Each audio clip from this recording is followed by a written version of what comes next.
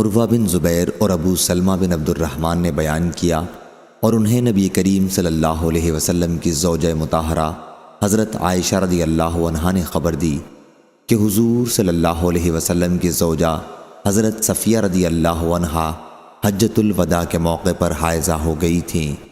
حضور صلی اللہ علیہ وسلم نے دریافت فرمایا، کیا ابھی ہمیں ان کی وجہ سے رکنا پڑے گا؟ میں نے عرض کیا، یا رسول اللہ، یہ تو مکہ لوٹ کر طواف زیارت کر چکی ہیں۔ حضور صلی اللہ علیہ وسلم نے فرمایا کہ پھر اسے چلنا چاہیے، طواف وداع کی ضرورت نہیں۔ صحیح بخاری حدیث نمبر 4401۔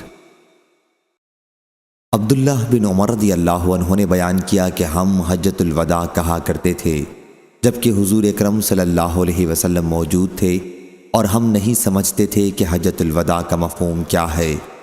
پھر آن حضرت صلی اللہ علیہ وسلم نے اللہ کی حمد اور اس کی ثنا بیان کی، پھر مسیح دجال کا ذکر تفصیل کے ساتھ کیا۔ آپ نے فرمایا کہ جتنے بھی انبیاء اللہ نے بھیجے ہیں سب نے دجال سے اپنی امت کو ڈرایا ہے۔ حضرت نوح علیہ السلام نے اپنی امت کو اس سے ڈرایا، اور دوسرے بعد میں آنے والے انبیاء نے بھی، اور وہ تم ہی میں سے نکلے گا۔ پس یاد رکھنا کہ تم کو اس کے جھوٹے ہونے کی اور کوئی دلیل نہ معلوم ہو تو یہی دلیل کافی ہے کہ وہ مردود کانا ہوگا، اور تمہارا رب کانا نہیں ہے۔ اس کی آنکھ ایسی معلوم ہوگی جیسے انگور کا دانہ۔ صحیح بخاری حدیث نمبر 4402۔ خوب سن لو کہ اللہ تعالیٰ نے تم پر تمہارے آپس کے خون اور اموال اسی طرح حرام کیے ہیں جیسے اس دن کی حرمت اس شہر اور اس مہینے میں ہے۔ ہاں بولو کہ کیا میں نے پہنچا دیا؟ صحابہ رضی اللہ عنہم بولے کہ آپ نے پہنچا دیا۔ فرمایا، اے اللہ تو گواہ رہی ہو۔ 3 مرتبہ آپ نے یہ جملہ دہرایا۔ افسوس آپ نے ویلکم فرمایا، ویحکم، راوی کو شک ہے۔ دیکھو میرے بعد کافر نہ بن جانا کہ ایک دوسرے مسلمان کی گردن مارنے لگ جاؤ۔ صحیح بخاری حدیث نمبر 4403۔ زید بن ارقم رضی اللہ عنہ نے بیان کیا کہ نبی کریم صلی اللہ علیہ وسلم نے 19 غزوے کیے اور ہجرت کے بعد صرف ایک حج کیا۔ اس حج کے بعد پھر آپ صلی اللہ علیہ وسلم نے کوئی حج نہیں کیا۔ یہ حج حجۃ الوداع تھا۔ ابو اسحاق نے بیان کیا کہ دوسرا حج آپ نے ہجرت سے پہلے مکے میں کیا تھا۔ صحیح بخاری حدیث نمبر 4404۔ ابو ذرا حرم بن عمرو بن جریر نے بیان کیا اور ان سے جریر بن عبداللہ بجلی رضی اللہ عنہ نے بیان کیا کہ نبی کریم صلی اللہ علیہ وسلم نے حجۃ الوداع کے موقع پر جریر رضی اللہ عنہ سے فرمایا تھا، لوگوں کو خاموش کر دو۔ پھر فرمایا، میرے بعد کافر نہ بن جانا کہ ایک دوسرے کی گردن مارنے لگو۔ صحیح بخاری حدیث نمبر 4405۔ ایوب سختیانی نے بیان کیا، ان سے محمد بن سیرین نے، ان سے عبد الرحمن بن ابی بکرہ رضی اللہ عنہ نے، اور ان سے ابو بکرہ رضی اللہ عنہ نے کہ نبی کریم صلی اللہ علیہ وسلم نے فرمایا، زمانہ اپنی اصل حالت پر گھوم کر آ گیا ہے، اس دن کی طرح جب اللہ نے زمین و آسمان کو پیدا کیا تھا۔ دیکھو سال کے 12 مہینے ہوتے ہیں، 4 ان میں سے حرمت والے مہینے ہیں، 3 لگاتار ہیں، ذی قعدہ، ذی الحج اور محرم، اور چوتھا رجب مضر جو جمادی الاول اور شعبان کے بیچ میں پڑتا ہے۔ پھر آپ نے دریافت فرمایا، یہ کون سا مہینہ ہے؟ ہم نے کہا کہ اللہ اور اس کے رسول صلی اللہ علیہ وسلم کو بہتر علم ہے۔ اس پر آپ صلی اللہ علیہ وسلم خاموش ہو گئے۔ ہم نے سمجھا شاید آپ مشہور نام کے سوا اور کوئی نام رکھیں گے، لیکن آپ نے فرمایا، کیا ذی الحج نہیں ہے؟ ہم بولے کہ کیوں نہیں؟ پھر دریافت فرمایا، یہ شہر کون سا ہے؟ ہم بولے اللہ اور اس کے رسول صلی اللہ علیہ وسلم کو بہتر علم ہے۔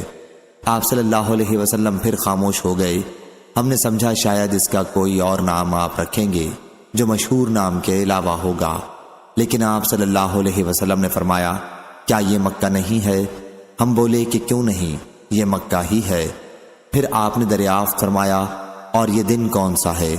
ہم بولے کہ اللہ اور اس کے رسول صلی اللہ علیہ وسلم کو زیادہ بہتر علم ہے۔ پھر آپ خاموش ہو گئے اور ہم نے سمجھا شاید اس کا آپ اس کے مشہور نام کے سوا کوئی اور نام رکھیں گے، لیکن آپ نے فرمایا کہ یہ یوم النحر قربانی کا دن نہیں ہے۔ ہم بولے کہ کیوں نہیں؟ اس کے بعد آپ نے فرمایا پس تمہارا خون اور تمہارا مال۔ محمد نے بیان کیا کہ میرا خیال ہے کہ ابو بکر رضی اللہ عنہ نے یہ بھی کہا اور تمہاری عزت تم پر اسی طرح حرام ہے جس طرح یہ دن تمہارے اس شہر اور تمہارے اس مہینے میں، اور تم بہت جلد اپنے رب سے ملو گے اور وہ تم سے تمہارے اعمال کے بارے میں سوال کرے گا۔ ہاں پس میرے بعد تم گمراہ نہ ہو جانا کہ ایک دوسرے کی گردن مارنے لگو۔ ہاں اور جو یہاں موجود ہیں وہ ان لوگوں کو پہنچا دیں جو موجود نہیں ہیں، ہو سکتا ہے کہ جسے وہ پہنچائیں ان میں سے کوئی ایسا بھی ہو جو یہاں بعض سننے والوں سے زیادہ اس حدیث کو یاد رکھ سکتا ہو۔ محمد بن سیرین جب اس حدیث کا ذکر کرتے تو فرماتے کہ محمد صلی اللہ علیہ وسلم نے سچ فرمایا۔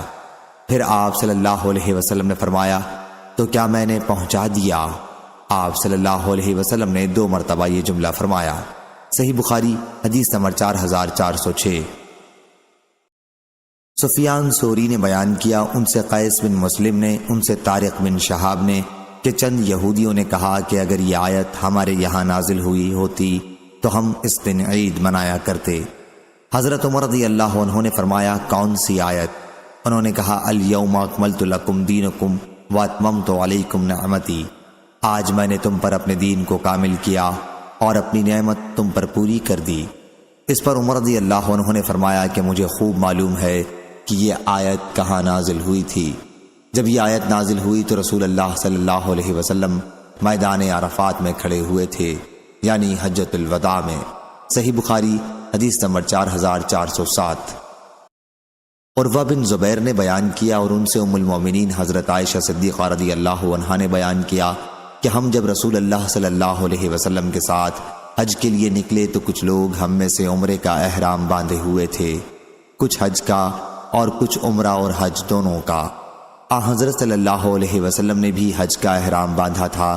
جو لوگ حج کا احرام باندھے ہوئے تھے یا جنہوں نے حج اور عمرہ دونوں کا احرام باندھا تھا وہ قربانی کے دن حلال ہوئے تھے۔ صحیح بخاری حدیث نمبر 4408۔ سعد رضی اللہ عنہ نے بیان کیا کہ حجۃ الوداع کے موقع پر نبی کریم صلی اللہ علیہ وسلم میری عیادت کے لیے تشریف لائے۔ بیماری نے مجھے موت کے منہ میں لا ڈالا تھا۔ میں نے عرض کیا یا رسول اللہ، جیسا کہ آپ نے ملاحظہ فرمایا ہے میرا مرض اس حد کو پہنچ گیا ہے اور میرے پاس مال ہے جس کی وارث خالی میری ایک لڑکی ہے، تو کیا میں اپنا 2/3 مال خیرات کر دوں؟ حضور صلی اللہ علیہ وسلم نے فرمایا کہ نہیں۔ میں نے عرض کیا آدھا کر دوں؟ فرمایا کہ نہیں۔ میں نے فرمایا کہ پھر 1/3 کر دوں؟ حضور اکرم صلی اللہ علیہ وسلم نے فرمایا 1/2 بھی بہت ہے، تم اپنے وارثوں کو مالدار چھوڑ کر جاؤ تو یہ اس سے بہتر ہے کہ انہیں محتاج چھوڑو اور وہ لوگوں کے سامنے ہاتھ پھیلاتے پھریں، اور تم جو کچھ بھی خرچ کرو گے اگر اس سے اللہ کی رضا مقصود ہے تو تمہیں اس پر ثواب ملے گا، حتیٰ کہ اس لقمے پر بھی تمہیں ثواب ملے گا جو تم اپنی بیوی کے منہ میں رکھو گے۔ میں نے عرض کیا یا رسول اللہ صلی اللہ علیہ وسلم، بیماری کی وجہ سے کیا میں اپنے ساتھیوں کے ساتھ مدینہ نہیں جا سکوں گا؟ فرمایا اگر تم نہیں جا سکے تب بھی اگر تم اللہ کی رضا جوئی کے لیے کوئی عمل کرو گے تو تمہارا درجہ اللہ کے یہاں اور بلند ہوگا، اور امید ہے کہ تم ابھی زندہ رہو گے، اور تم سے کچھ لوگوں مسلمانوں کو نفع پہنچے گا اور کچھ لوگوں اسلام کے دشمنوں کو نقصان پہنچے گا۔ اے اللہ میرے ساتھیوں کی ہجرت کو کامل فرما اور انہیں پیچھے نہ ہٹا، لیکن نقصان میں تو سعد بن خولہ رہے۔ حضور اکرم صلی اللہ علیہ وسلم نے ان کے مکے میں وفات پا جانے کی وجہ سے ظاہر فرمایا۔ صحیح بخاری حدیث نمبر 4409۔ موسیٰ بن عقبہ نے بیان کیا، ان سے نافع نے اور انہیں حضرت عبداللہ بن عمر رضی اللہ عنہ نے خبر دی کہ رسول اللہ صلی اللہ علیہ وسلم نے حجۃ الوداع میں اپنا سر منڈوایا تھا۔ صحیح بخاری حدیث نمبر 4410۔ ابن عمر رضی اللہ عنہ نے خبر دی کہ نبی کریم صلی اللہ علیہ وسلم اور آپ صلی اللہ علیہ وسلم کے ساتھ بعض اصحاب نے حجۃ الوداع کے موقع پر سر منڈوایا اور بعض دوسرے صحابہ رضی اللہ عنہم نے صرف ترشوا لیا تھا۔ صحیح بخاری حدیث نمبر 4411۔ ابن شہاب نے بیان کیا دوسری سند، اور لیث بن سعد نے بیان کیا کہ مجھ سے یونس نے بیان کیا، ان سے ابن شہاب نے بیان کیا ان سے عبیداللہ بن عبداللہ نے بیان کیا اور انہیں عبداللہ بن عباس رضی اللہ عنہ نے خبر دی کہ وہ ایک گدھے پر سوار ہو کر آئے تو رسول اللہ صلی اللہ علیہ وسلم منا میں کھڑے لوگوں کو نماز پڑھا رہے تھے۔ یہ حجۃ الوداع کا موقع تھا۔ ان کا گدھا صف کے کچھ حصے سے گزرا، پھر وہ اتر کر لوگوں کے ساتھ صف میں کھڑے ہو گئے۔ صحیح بخاری حدیث نمبر 4412۔ عروہ نے بیان کیا، انہوں نے کہا کہ اسامہ رضی اللہ عنہ سے حجۃ الوداع کے موقع پر نبی کریم صلی اللہ علیہ وسلم کی سفر میں رفتار کے متعلق پوچھا گیا تو انہوں نے کہا کہ بیچ کی چال چلتے تھے اور جب کشادہ جگہ ملتی تو اس سے تیز چلتے تھے۔ صحیح بخاری حدیث نمبر 4413۔ ابو ایوب رضی اللہ عنہ نے خبر دی کہ انہوں نے نبی کریم صلی اللہ علیہ وسلم کے ساتھ حجۃ الوداع کے موقع پر مغرب اور عشاء ملا کر ایک ساتھ پڑھی تھیں۔ صحیح بخاری حدیث نمبر 4414۔ ابو موسیٰ اشعری رضی اللہ عنہ نے بیان کیا کہ مجھے میرے ساتھیوں نے رسول اللہ صلی اللہ علیہ وسلم کی خدمت میں بھیجا کہ میں آپ صلی اللہ علیہ وسلم سے ان کے لیے سواری کے جانوروں کی درخواست کروں۔ وہ لوگ آپ کے ساتھ جیش عسرت یعنی غزوہ تبوک میں شریک ہونا چاہتے تھے۔ میں نے عرض کیا یا رسول اللہ صلی اللہ علیہ وسلم، میرے ساتھیوں نے مجھے آپ کی خدمت میں بھیجا ہے تاکہ آپ ان کے لیے سواری کے جانوروں کا انتظام کرا دیں۔ آپ نے فرمایا، خدا کی قسم میں تم کو سواری کے جانور نہیں دے سکتا۔ میں جب آپ کی خدمت میں حاضر ہوا تھا تو آپ غصے میں تھے اور میں اسے معلوم نہ کر سکا تھا۔ آپ صلی اللہ علیہ وسلم کے انکار سے میں بہت غمگین واپس ہوا۔ یہ خوف بھی تھا کہ کہیں آپ سواری مانگنے کی وجہ سے خفا نہ ہو گئے ہوں۔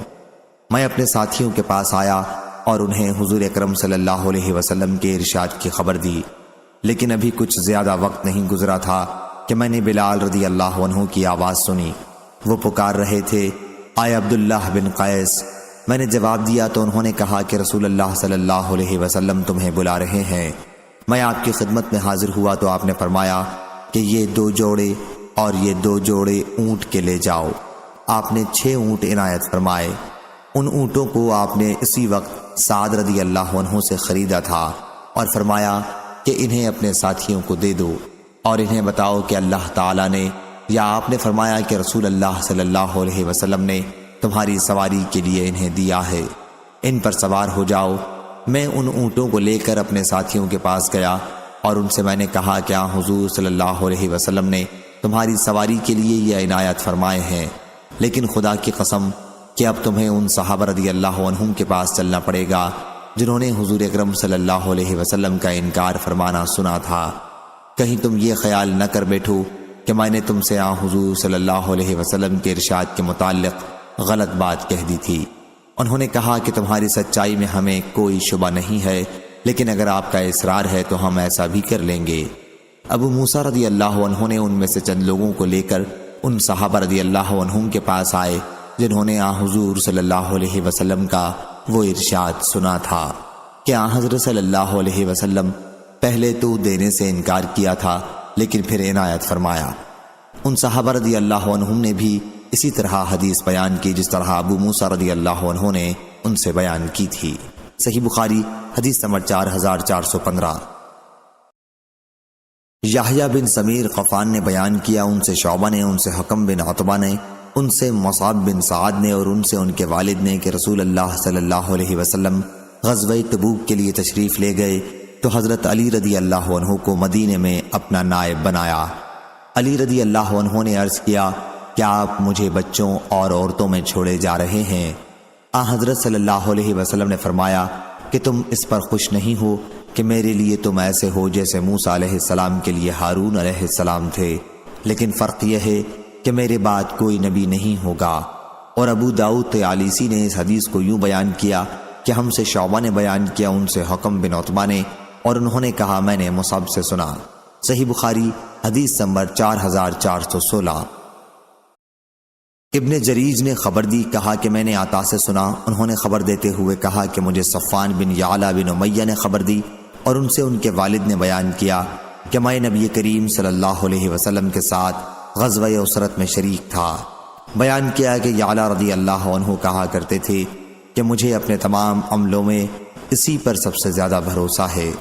عطا نے بیان کیا، ان سے صفوان نے بیان کیا کہ یعلا رضی اللہ عنہ نے کہا، میں نے ایک مزدور بھی اپنے ساتھ لے لیا تھا، وہ ایک شخص سے لڑ پڑا اور ایک نے دوسرے کا ہاتھ دانت سے کاٹا۔ عطا نے بیان کیا کہ مجھے صفوان نے خبر دی کہ ان دونوں میں سے کس نے اپنا مقابل کا ہاتھ کاٹا تھا، یہ مجھے یاد نہیں ہے۔ بہرحال جس کا ہاتھ کاٹا گیا تھا اس نے اپنا ہاتھ کاٹنے والے کے منہ سے جو کھینچا تو کاٹنے والے کے آگے کا ایک دانت بھی ساتھ چلا آیا۔ وہ دونوں حضور اکرم صلی اللہ علیہ وسلم کی خدمت میں حاضر ہوئے تو حضور صلی اللہ علیہ وسلم نے دانت کے ٹوٹنے پر کوئی قصاص نہیں دلوایا۔ عطا نے بیان کیا، میرا خیال ہے کہ انہوں نے یہ بھی بیان کیا کہ حضور اکرم صلی اللہ علیہ وسلم نے فرمایا، پھر کیا وہ تیرے منہ میں اپنا ہاتھ رہنے دیتا تاکہ تو اسے اونٹ کی طرح چبا جاتا؟ صحیح بخاری حدیث نمبر 4417۔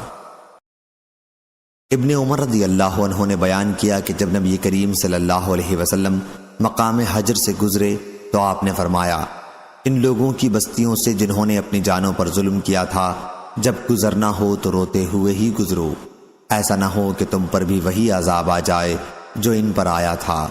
پھر آپ نے سر مبارک پر چادر ڈال لی اور بڑی تیزی کے ساتھ چلنے لگے یہاں تک کہ اس وادی سے نکل آئے۔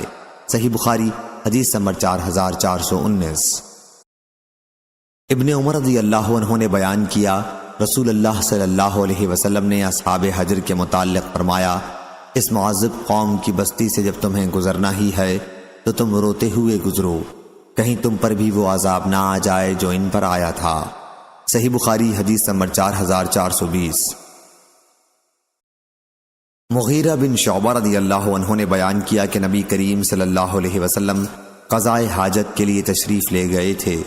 پھر جب آپ صلی اللہ علیہ وسلم فارغ ہو کر واپس آئے تو آپ صلی اللہ علیہ وسلم کے وضو کے لیے میں پانی لے کر حاضر ہوا۔ جہاں تک مجھے یقین ہے انہوں نے یہی بیان کیا کہ یہ واقعہ غزوہ تبوک کا ہے۔ پھر حضرت صلی اللہ علیہ وسلم نے چہرہ مبارک دھویا اور جب کوہنیوں تک دھونے کا ارادہ کیا تو جبے کی آستین تنگ نکلی، چنانچہ آپ نے ہاتھ جبے کے نیچے سے نکال لیے اور انہیں دھویا، پھر موزوں پر مسح کیا۔ صحیح بخاری حدیث نمبر 4421۔ عمرو بن یحییٰ نے بیان کیا، ان سے عباس بن سہل بن سعد نے اور ان سے حضرت ابو حمید رضی اللہ عنہ نے کہ نبی کریم صلی اللہ علیہ وسلم کے ساتھ ہم غزوہ تبوک سے واپس آ رہے تھے۔ جب آپ مدینے کے قریب پہنچے تو مدینے کی طرف اشارہ کر کے فرمایا کہ یہ طابہ ہے اور یہ احد پہاڑ ہے، یہ ہم سے محبت رکھتا ہے اور ہم اس سے محبت رکھتے ہیں۔ صحیح بخاری حدیث نمبر 4422۔ حمید طویل نے خبر دی اور انہیں انس بن مالک رضی اللہ عنہ نے کہ جب رسول اللہ صلی اللہ علیہ وسلم غزوہ تبوک سے واپس ہوئے اور مدینے کے قریب پہنچے تو آپ نے فرمایا، مدینے میں بہت سے ایسے لوگ ہیں کہ جہاں بھی تم چلے اور جس وادی کو بھی تم نے قطع کیا وہ اپنے دل سے تمہارے ساتھ ساتھ تھے۔ صحابہ رضی اللہ عنہم نے عرض کیا، یا رسول اللہ صلی اللہ علیہ وسلم، اگرچہ ان کا قیام اس وقت بھی مدینے میں ہی رہا ہو؟ حضور صلی اللہ علیہ وسلم نے فرمایا، ہاں، وہ مدینہ میں رہتے ہوئے بھی اپنے دل سے تمہارے ساتھ تھے، وہ کسی عذر کی وجہ سے رک گئے تھے۔ صحیح بخاری حدیث نمبر 4423۔ ابن شہاب نے بیان کیا، انہیں عبید اللہ بن عبداللہ نے خبر دی، انہیں عبداللہ بن عباس رضی اللہ عنہ نے خبر دی کہ رسول اللہ صلی اللہ علیہ وسلم نے شاہ فارس کسرا کے پاس اپنا خط عبداللہ بن حذافہ سہمی رضی اللہ عنہ کو دے کر بھیجا اور انہیں حکم دیا کہ یہ خط بحرین کے گورنر کو دے دیں جو کسرا کا عامل تھا۔ کسرا نے جب آپ کا خط مبارک پڑھا تو اس کے ٹکڑے ٹکڑے کر دیے۔ میرا خیال ہے کہ ابن مسیب نے بیان کیا کہ پھر حضور اکرم صلی اللہ علیہ وسلم نے ان کے لیے بد دعا کی کہ وہ بھی ٹکڑے ٹکڑے ہو جائیں۔ صحیح بخاری حدیث نمبر 4424۔ ابو بکرہ رضی اللہ عنہ نے بیان کیا کہ جنگ جمل کے موقع پر وہ جملہ میرے کام آ گیا جو میں نے رسول اللہ صلی اللہ علیہ وسلم سے سنا تھا۔ میں ارادہ کر چکا تھا کہ اصحاب جمل حضرت عائشہ رضی اللہ عنہا اور آپ کے لشکر کے ساتھ شریک ہو کر حضرت علی رضی اللہ عنہ کی فوج سے لڑوں۔ انہوں نے بیان کیا کہ جب حضور اکرم صلی اللہ علیہ وسلم کو معلوم ہوا کہ اہل فارس نے کسرا کی لڑکی کو وارث سے تخت و تاج بنایا ہے تو آپ نے فرمایا، کہ وہ قوم کبھی فلاح نہیں پا سکتی جس نے اپنا حکمران کسی عورت کو بنایا ہو۔ تشریح پیچھے ہو چکی ہے۔ صحیح بخاری حدیث نمبر 4425۔ سفیان بن عیینہ نے بیان کیا، کہا کہ میں نے زہری سے سنا، انہوں نے سائب بن یزید رضی اللہ عنہ سے سنا، وہ بیان کرتے تھے کہ مجھے یاد ہے جب میں بچوں کے ساتھ سنیت الوداع کی طرف رسول اللہ صلی اللہ علیہ وسلم کا استقبال کرنے گیا تھا۔ سفیان نے ایک مرتبہ ماء الغلمان کے بجائے ماء الصبیان بیان کیا۔ صحیح بخاری حدیث نمبر 4426۔ سفیان بن عیینہ نے بیان کیا، ان سے زہری نے اور ان سے سائب بن یزید رضی اللہ عنہ نے، کہ مجھے یاد ہے جب میں بچوں کے ساتھ حضور اکرم صلی اللہ علیہ وسلم کا استقبال کرنے گیا تھا، آپ غزوہ تبوک سے واپس تشریف لا رہے تھے۔ صحیح بخاری حدیث نمبر 4427۔ اور یونس نے بیان کیا، ان سے زہری نے، ان سے عروہ نے بیان کیا اور ان سے حضرت عائشہ رضی اللہ عنہا نے بیان کیا کہ نبی کریم صلی اللہ علیہ وسلم اپنے مرض وفات میں فرماتے تھے کہ خیبر میں زہر آلود لقمہ جو میں نے اپنے منہ میں رکھ لیا تھا، اس کی تکلیف آج بھی میں محسوس کرتا ہوں۔ ایسا معلوم ہوتا ہے کہ میری شہرگ اس زہر کی تکلیف سے کٹ جائے گی۔ صحیح بخاری حدیث نمبر 4428۔ ام فضل بنت حارث رضی اللہ عنہا نے بیان کیا کہ میں نے سنا رسول اللہ صلی اللہ علیہ وسلم مغرب کی نماز میں والمرسلات عرفا کی قرأت کر رہے تھے۔ اس کے بعد آپ نے ہمیں کبھی نماز نہیں پڑھائی یہاں تک کہ اللہ تعالیٰ نے آپ کی روح قبض کر لی۔ صحیح بخاری حدیث نمبر 4429۔ ابن عباس رضی اللہ عنہ نے بیان کیا کہ حضرت عمر رضی اللہ عنہ آپ کو مجالس میں اپنے قریب بٹھاتے تھے۔ اس پر عبد الرحمن بن عوف رضی اللہ عنہ نے اعتراض کیا کہ اس جیسے تو ہمارے بچے ہیں۔ حضرت عمر رضی اللہ عنہ نے فرمایا کہ میں نے یہ طرز عمل جس وجہ سے اختیار کیا وہ آپ کو معلوم بھی ہے۔ پھر حضرت عمر رضی اللہ عنہ نے ابن عباس رضی اللہ عنہ سے اس آیت یعنی جاء نصر اللہ والفتح کے متعلق پوچھا۔ ابن عباس رضی اللہ عنہ نے جواب دیا کہ یہ رسول اللہ صلی اللہ علیہ وسلم کی وفات تھی، آپ کو اللہ تعالیٰ نے آیت میں اسی کی اطلاع دی ہے۔ عمر رضی اللہ عنہ نے فرمایا کہ جو تم نے بتایا وہی میں بھی اس آیت کے متعلق جانتا ہوں۔ صحیح بخاری حدیث نمبر 4430۔ سعید بن جبیر نے بیان کیا کہ ابن عباس رضی اللہ عنہ نے جمعرات کے دن کا ذکر کیا اور فرمایا معلوم بھی ہے جمعرات کے دن کیا ہوا تھا۔ رسول اللہ صلی اللہ علیہ وسلم کے مرض میں تیزی پیدا ہوئی تھی۔ اس وقت آپ صلی اللہ علیہ وسلم نے فرمایا کہ لاؤ میں تمہارے لیے وصیت نامہ لکھ دوں کہ تم اس پر چلو گے تو اس کے بعد پھر تم کبھی صحیح راستے کو نہ چھوڑو گے۔ لیکن یہ سن کر وہاں اختلاف پیدا ہو گیا، حالانکہ نبی صلی اللہ علیہ وسلم کے سامنے تنازع نہ ہونا چاہیے۔ بعض لوگوں نے کہا کہ کیا آپ صلی اللہ علیہ وسلم شدت مرض کی وجہ سے بے معنی کلام فرما رہے ہیں جو آپ کی شان اقدس سے بعید ہے؟ پھر آپ سے بات سمجھنے کی کوشش کرو۔ آپ سے صحابہ رضی اللہ عنہم پوچھنے لگے۔ آپ نے فرمایا جاؤ یہاں شور و غل نہ کرو، میں جس کام میں مشغول ہوں وہ اس سے بہتر ہے جس کے لیے تم کہہ رہے ہو۔ اس کے بعد آپ نے صحابہ رضی اللہ عنہم کو 3 چیزوں کی وصیت کی۔ فرمایا کہ مشرکین کو جزیرہ عرب سے نکال دو، ایلچی جو قبائل کے تمہارے پاس آئیں ان کی اس طرح خاطر کیا کرنا جس طرح میں کرتا آیا ہوں۔ اور تیسری بات ابن عباس نے یا سعید نے بیان نہیں کی، یا سعید بن جبیر نے یا سلیمان نے کہا میں تیسری بات بھول گیا۔ صحیح بخاری حدیث نمبر 4431۔ عبداللہ بن عباس رضی اللہ عنہ نے بیان کیا کہ جب رسول اللہ صلی اللہ علیہ وسلم کی وفات کا وقت قریب ہوا تو گھر میں بہت سے صحابہ رضی اللہ عنہم موجود تھے۔ حضرت صلی اللہ علیہ وسلم نے ارشاد فرمایا کہ لاؤ میں تمہارے لیے ایک دستاویز لکھ دوں، اگر تم اس پر چلتے رہے تو پھر تم گمراہ نہ ہو سکو گے۔ اس پر حضرت عمر رضی اللہ عنہ نے کہا کہ حضرت صلی اللہ علیہ وسلم پر بیماری کی سختی ہو رہی ہے، تمہارے پاس قرآن موجود ہے، ہمارے لیے تو اللہ کی کتاب بس کافی ہے۔ پھر گھر والوں میں جھگڑا ہونے لگا۔ بعض نے تو یہ کہا کہ حضرت صلی اللہ علیہ وسلم کو کوئی چیز لکھنے کی دے دو کہ اس پر آپ ہدایت لکھوا دیں اور تم اس کے بعد گمراہ نہ ہو سکو۔ بعض لوگوں نے اس کے خلاف دوسری رائے پر اصرار کیا۔ جب شور و غل اور نزاع زیادہ ہوا تو آن حضرت صلی اللہ علیہ وسلم نے فرمایا کہ یہاں سے جاؤ۔ عبید اللہ نے بیان کیا کہ ابن عباس رضی اللہ عنہ کہتے تھے کہ مصیبت سب سے بڑی یہ تھی کہ لوگوں نے اختلاف اور شور کر کے آن حضرت صلی اللہ علیہ وسلم کو وہ ہدایت نہیں لکھنے دی۔ صحیح بخاری حدیث نمبر 4432۔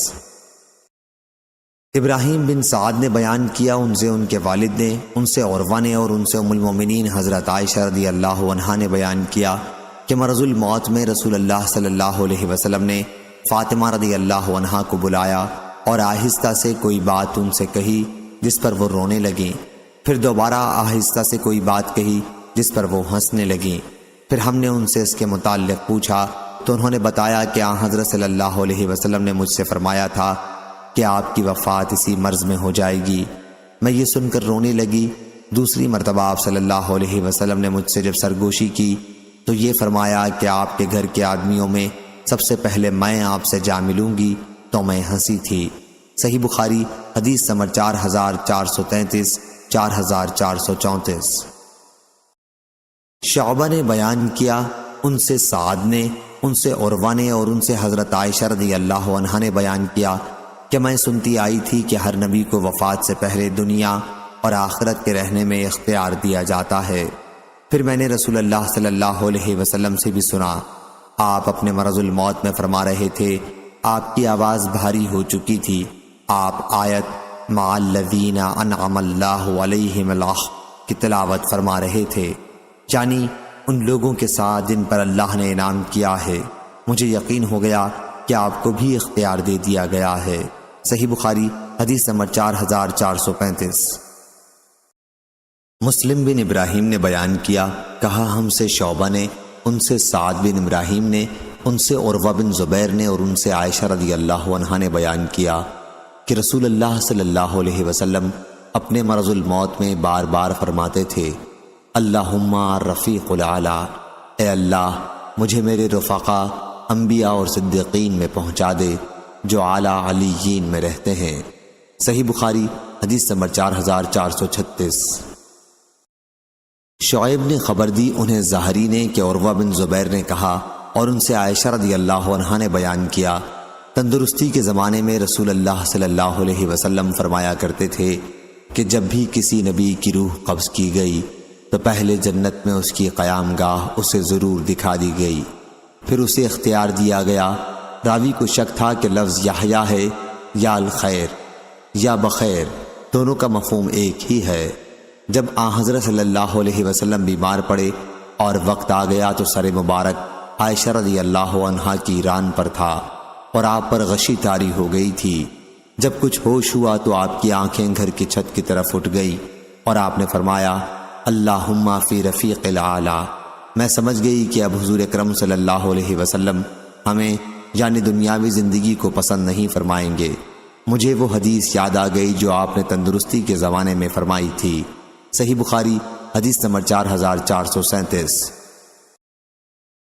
عفان بن مسلم نے بیان کیا ان سے سخر بن جویریہ نے، ان سے عبد الرحمن بن قاسم نے، ان سے ان کے والد قاسم بن محمد نے اور ان سے حضرت عائشہ رضی اللہ عنہا نے کہ ان کے بھائی عبد الرحمن بن ابی بکر رضی اللہ عنہ نبی کریم صلی اللہ علیہ وسلم کی خدمت میں حاضر ہوئے۔ حضور اکرم صلی اللہ علیہ وسلم میرے سینے سے ٹیک لگائے ہوئے تھے۔ عبد الرحمن رضی اللہ عنہ کے ہاتھ میں ایک تازہ مسواک استعمال کے لیے تھی۔ آپ صلی اللہ علیہ وسلم اس مسواک کی طرف دیکھتے رہے، چنانچہ میں نے ان سے مسواک لے لی اور اسے اپنے دانتوں سے چبا کر اچھی طرح جھاڑنے اور صاف کرنے کے بعد حضور صلی اللہ علیہ وسلم کو دے دی۔ آپ نے وہ مسواک استعمال کی جتنے عمدہ طریقے سے حضور صلی اللہ علیہ وسلم اس وقت مسواک کر رہے تھے، میں نے آپ کو اتنی اچھی طرح مسواک کرتے کبھی نہیں دیکھا۔ مسواک سے فارغ ہونے کے بعد آپ نے اپنا ہاتھ یا اپنی انگلی اٹھائی اور فرمایا فی رفیق الاعلی 3 مرتبہ اور آپ کا انتقال ہو گیا۔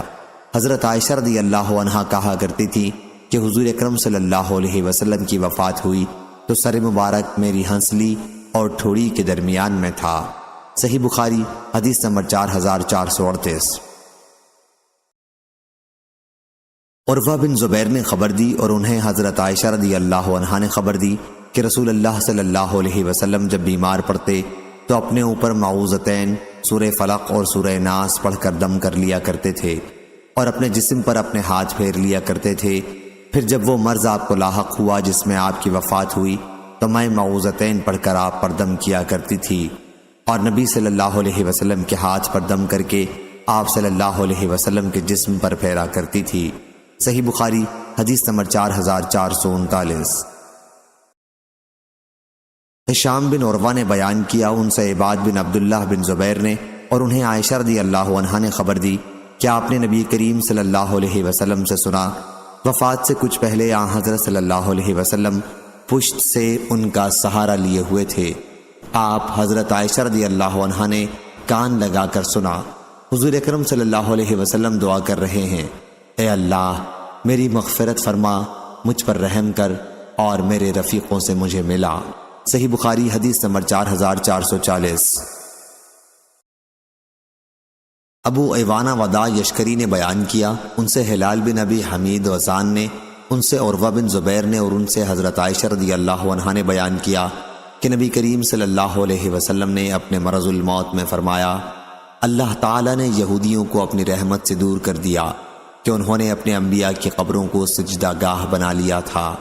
حضرت عائشہ رضی اللہ عنہا نے کہا کہ اگر یہ بات نہ ہوتی تو آپ کی قبر بھی کھلی رکھی جاتی، لیکن آپ کو یہ خطرہ تھا کہ کہیں آپ کی قبر کو بھی سجدہ نہ کیا جانے لگے۔ صحیح بخاری حدیث نمبر 4441۔ ام المومنین حضرت عائشہ رضی اللہ عنہا نے بیان کیا کہ جب رسول اللہ صلی اللہ علیہ وسلم کے لیے اٹھنا بیٹھنا دشوار ہو گیا اور آپ کے مرض نے شدت اختیار کر لی تو تمام ازواج مطہرات رضی اللہ عنہم سے آپ نے میرے گھر میں ایام مرض گزارنے کے لیے اجازت مانگی۔ سب نے جب اجازت دے دی تو آپ میمونہ رضی اللہ عنہا کے گھر سے نکلے۔ آپ 2 آدمیوں کا سہارا لیے ہوئے تھے اور آپ کے پاؤں زمین سے گھسٹ رہے تھے۔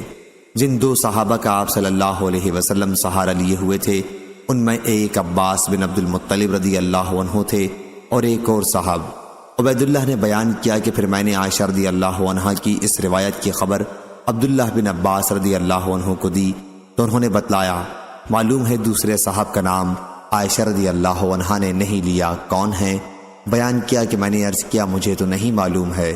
انہوں نے بتلایا کہ وہ علی رضی اللہ عنہ تھے اور نبی کریم صلی اللہ علیہ وسلم کی زوجہ مطہرہ عائشہ رضی اللہ عنہا بیان کرتی تھیں کہ حضور اکرم صلی اللہ علیہ وسلم جب میرے گھر میں آ گئے اور تکلیف بہت بڑھ گئی تو آپ نے فرمایا کہ 7 مشکیزیں پانی کے بھر کر لاؤ اور مجھ پر ڈال دو، ممکن ہے اس طرح میں لوگوں کو کچھ نصیحت کرنے کے قابل ہو جاؤں۔ چنانچہ ہم نے آپ کو آپ کی زوجہ مطہرہ حفصہ رضی اللہ عنہا کے ایک لگن میں بٹھایا اور انہیں مشکیزوں سے آپ پر پانی دھارنے لگے۔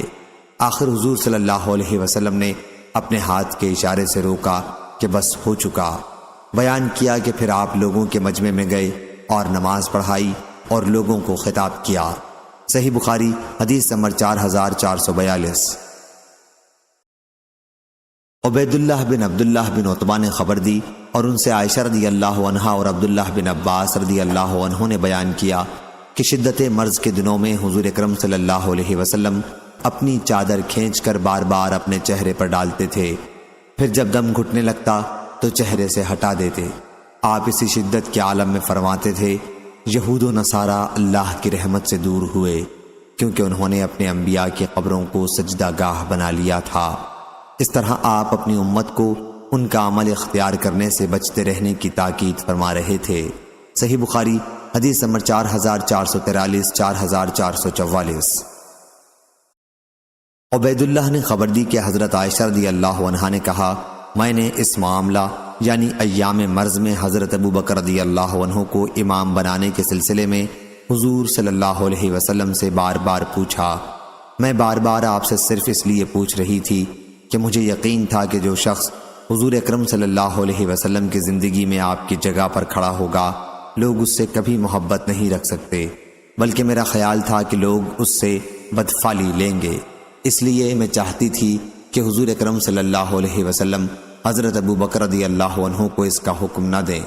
اس کی روایت ابن عمر، ابو موسیٰ اور ابن عباس رضی اللہ عنہم نے نبی کریم صلی اللہ علیہ وسلم سے کی ہے۔ صحیح بخاری حدیث نمبر 4445۔ یزید بن الحاد نے بیان کیا، ان سے عبد الرحمن بن قاسم نے، ان سے ان کے والد قاسم بن محمد نے، اور ان سے حضرت عائشہ رضی اللہ عنہا بیان کیا کہ نبی کریم صلی اللہ علیہ وسلم کی وفات ہوئی تو آپ میری ہنسلی اور ٹھوڑی کے درمیان سر رکھے ہوئے تھے۔ حضور اکرم صلی اللہ علیہ وسلم کی شدت سکرات دیکھنے کے بعد اب میں کسی کے لیے بھی نزع کی شدت کو برا نہیں سمجھتی۔ صحیح بخاری حدیث نمبر 4446۔ عبداللہ بن کعب بن مالک انصاری نے خبر دی، اور کعب بن مالک رضی اللہ عنہ ان 3 صحابہ میں سے ایک تھے جن کی غزوہ تبوک میں شرکت نہ کرنے کی توبہ قبول ہوئی تھی۔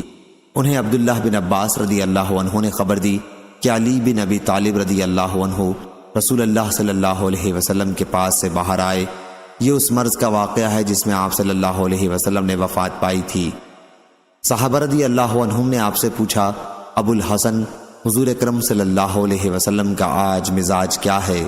انہوں نے بتایا کہ الحمدللہ اب آپ کو افاقہ ہے۔ پھر عباس بن عبد المطلب رضی اللہ عنہ نے علی رضی اللہ عنہ کا ہاتھ پکڑ کے کہا کہ تم خدا کی قسم 3 دن کے بعد زندگی گزرنے پر مجبور ہو جاؤ گے۔ خدا کی قسم مجھے تو ایسے آثار نظر آ رہے ہیں کہ حضور اکرم صلی اللہ علیہ وسلم اس مرض سے صحت نہیں پا سکیں گے۔ موت کے وقت بنو عبد المطلب کے چہروں کی مجھے خوب شناخت ہے۔ اب ہمیں آپ کے پاس سے چلنا چاہیے اور آپ سے پوچھنا چاہیے کہ ہمارے بعد خلافت کسے ملے گی۔ اگر ہم اس کے مستحق ہیں تو ہمیں معلوم ہو جائے گا، اور اگر کوئی دوسرا مستحق ہوگا تو وہ بھی ہمیں معلوم ہو جائے گا۔ اور حضور صلی اللہ علیہ وسلم ہمارے متعلق اپنے خلیفہ کو ممکن ہے کچھ وصیتیں کر دیں۔ لیکن حضرت علی رضی اللہ عنہ نے کہا کہ خدا کی قسم اگر ہم نے اس وقت آپ سے اس کے متعلق کچھ پوچھا اور آپ نے انکار کر دیا تو پھر لوگ ہمیں ہمیشہ کے لیے اس سے محروم کر دیں گے۔ میں تو ہرگز حضور صلی اللہ علیہ وسلم سے اس کے متعلق کچھ نہیں پوچھوں گا۔ صحیح بخاری حدیث نمبر 4447۔ ابن شہاب نے بیان کیا، انہوں نے کہا کہ مجھ سے انس بن مالک رضی اللہ عنہ نے بیان کیا کہ پیر کے دن مسلمان فجر کی نماز پڑھ رہے تھے اور ابو بکر رضی اللہ عنہ نماز پڑھا رہے تھے کہ اچانک حضور اکرم صلی اللہ علیہ وسلم نظر آئے۔ آپ صلی اللہ علیہ وسلم ام المومنین حضرت عائشہ صدیقہ رضی اللہ عنہا کے حجرے کا پردہ اٹھا کر صحابہ رضی اللہ عنہم کو دیکھ رہے تھے۔ صحابہ رضی اللہ عنہم نماز میں صف باندھے کھڑے ہوئے تھے۔ حضور اکرم صلی اللہ علیہ وسلم دیکھ کر ہنس پڑے۔ ابو بکر رضی اللہ عنہ پیچھے ہٹنے لگے تاکہ صف میں آ جائیں۔ آپ نے سمجھا کہ حضور اکرم صلی اللہ علیہ وسلم نماز کے لیے تشریف لانا چاہتے ہیں۔ انس رضی اللہ عنہ نے بیان کیا، قریب تھا کہ مسلمان اس خوشی کی وجہ سے جو حضور اکرم صلی اللہ علیہ وسلم کو دیکھ کر انہیں ہوئی تھی کہ وہ اپنی نماز توڑنے ہی کو تھے، لیکن حضور صلی اللہ علیہ وسلم نے اپنے ہاتھ سے اشارہ کیا کہ نماز پوری کر لو۔ پھر آپ حجرے کے اندر تشریف لے گئے اور پردہ ڈال لیا۔ صحیح بخاری حدیث نمبر 4448۔ ابن ابی ملیکہ نے خبر دی اور انہیں عائشہ رضی اللہ عنہا کے غلام ابو عمر و ذکوان نے کہ عائشہ رضی اللہ عنہا فرمایا کرتی تھی، اللہ کی بہت سی نعمتوں میں ایک نعمت مجھ پر یہ بھی ہے کہ رسول اللہ صلی اللہ علیہ وسلم کی وفات میرے گھر میں اور میری باری کے دن ہوئی۔ آپ اس وقت میرے سینے سے ٹیک لگائے ہوئے تھے، اور یہ کہ اللہ تعالیٰ نے حضور صلی اللہ علیہ وسلم کی وفات کے وقت میرے اور آپ کی تھوک کو ایک ساتھ جمع کیا تھا کہ عبد الرحمن رضی اللہ عنہ گھر میں آئے تو ان کے ہاتھ میں ایک مسواک تھی۔ حضور صلی اللہ علیہ وسلم مجھ پر ٹیک لگائے ہوتے تھے۔ میں نے دیکھا کہ آپ صلی اللہ علیہ وسلم اس مسواک کو دیکھ رہے ہیں۔ میں سمجھ گئی کہ آپ مسواک کرنا چاہتے ہیں، اس لیے میں نے آپ سے پوچھا، یہ مسواک آپ کے لیے لے لوں؟ آپ نے سر کے اشارے سے اسبات میں جواب دیا۔ میں نے وہ مسواک ان سے لے لی۔ حضور صلی اللہ علیہ وسلم اسے چبا نہ سکے۔ میں نے پوچھا، آپ کے لیے میں اسے نرم کر دوں؟ آپ نے سر کے اشارے سے اسبات میں جواب دیا۔ میں نے مسواک نرم کر دی۔ آپ کے سامنے ایک بڑا پیالہ تھا، چمڑے کا یا لکڑی کا۔ راوی حدیث عمر کو اس سلسلے میں شک تھا۔ اس کے اندر پانی تھا۔ حضرت صلی اللہ علیہ وسلم بار بار اپنے ہاتھ اس کے اندر داخل کرتے اور پھر انہیں اپنے چہرے پر پھیرتے اور فرماتے، لا الہ الا اللہ۔ موت کے وقت شدت ہوتی ہے۔ پھر آپ اپنا ہاتھ اٹھا کر کہنے لگے، فی رفیق الاعلی، یہاں تک کہ آپ رحلت فرما گئے اور آپ کا ہاتھ جھک گیا۔ صحیح بخاری حدیث نمبر 4449۔ ہشام بن عروہ نے بیان کیا، انہیں ان کے والد نے خبر دی اور انہیں عائشہ رضی اللہ عنہا نے کہ مرض الموت میں رسول اللہ صلی اللہ علیہ وسلم پوچھتے رہتے تھے کہ کل میرا قیام کہاں ہوگا، کل میرا قیام کہاں ہوگا۔ آپ عائشہ رضی اللہ عنہا کی باری کے منتظر تھے۔ پھر ازواج مطہرات رضی اللہ عنہم نے عائشہ رضی اللہ عنہا کے گھر قیام کی اجازت دے دی اور آپ کی وفات انہی کے گھر میں ہوئی۔ عائشہ رضی اللہ عنہا نے بیان کیا کہ آپ کی وفات اسی دن ہوئی جس دن قاعدے کے مطابق میرے یہاں آپ کے قیام کی باری تھی۔ رحلت کے وقت سر مبارک میرے سینے پر تھا اور میرا تھوک آپ کی تھوک کے ساتھ ملا تھا۔ انہوں نے بیان کیا کہ عبد الرحمن بن ابی بکر رضی اللہ عنہ داخل ہوئے اور ان کے ہاتھ میں استعمال کے قابل مسواک تھی۔ حضور صلی اللہ علیہ وسلم نے اس کی طرف دیکھا تو میں نے کہا کہ عبد الرحمن یہ مسواک مجھے دے دو۔ انہوں نے مسواک مجھے دے دی، میں نے اسے اچھی طرح چبایا اور جھاڑ کر حضور صلی اللہ علیہ وسلم کو دی۔ پھر آپ نے وہ مسواک کی، اس وقت آپ میرے سینے سے ٹیک لگائے ہوئے تھے۔ صحیح بخاری حدیث نمبر 4450۔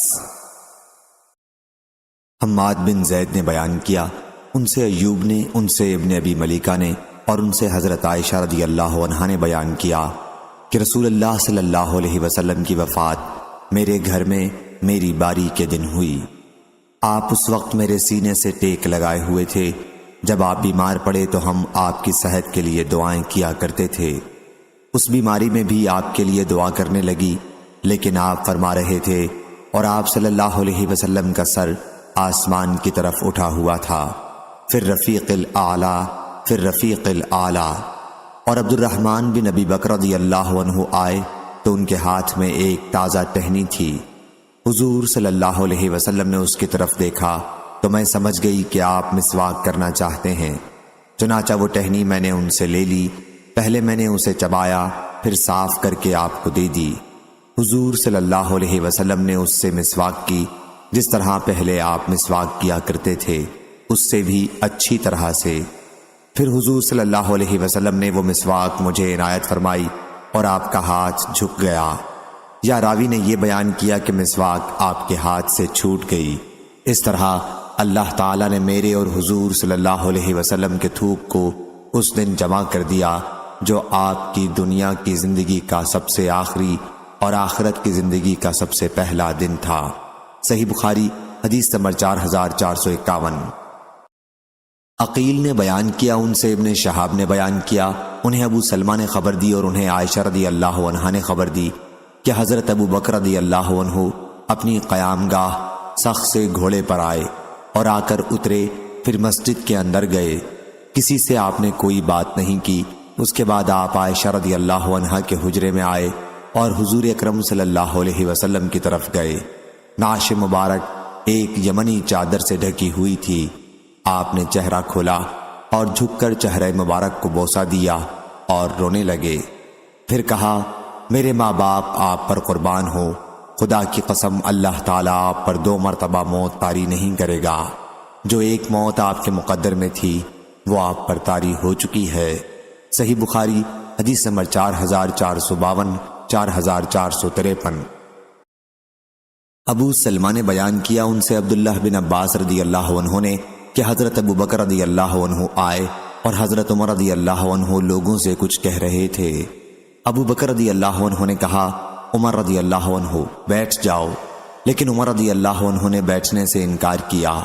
اتنے میں لوگ حضرت عمر رضی اللہ عنہ کو چھوڑ کر ابو بکر رضی اللہ عنہ کے پاس آ گئے اور آپ نے خطبہ مسنونہ کے بعد فرمایا، اما بعد، تم میں جو بھی محمد صلی اللہ علیہ وسلم کی عبادت کرتا تھا تو اسے معلوم ہونا چاہیے کہ آپ کی وفات ہو چکی ہے، اور جو اللہ تعالیٰ کی عبادت کرتا تھا تو اس کا معبود اللہ ہمیشہ زندہ رہنے والا ہے اور اس کو کبھی موت نہیں آئے گی۔ اللہ تعالیٰ نے خود فرمایا ہے کہ محمد صلی اللہ علیہ وسلم صرف رسول ہیں، ان سے پہلے بھی رسول گزر چکے ہیں، ارشاد الشاکرین تک۔ ابن عباس رضی اللہ عنہ نے بیان کیا، خدا کی قسم ایسا محسوس ہوا کہ جیسے پہلے سے لوگوں کو معلوم ہی نہیں تھا کہ اللہ تعالیٰ نے یہ آیت نازل کی ہے۔ اور جب حضرت ابو بکر رضی اللہ عنہ نے اس کی تلاوت کی تو سب نے ان سے یہ آیت سیکھی۔ اب یہ حال تھا کہ جو بھی سنتا تھا وہی اس کی تلاوت کرنے لگ جاتا تھا۔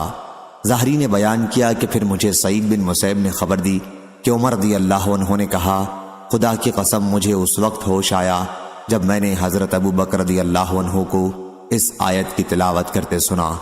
جس وقت میں نے انہیں تلاوت کرتے سنا کہ حضور اکرم صلی اللہ علیہ وسلم کی وفات ہو گئی ہے تو میں اس سکتے میں آ گیا اور ایسا محسوس ہوا کہ میرے پاؤں میرا بوجھ نہیں اٹھا پائیں گے اور میں زمین پر گر جاؤں گا۔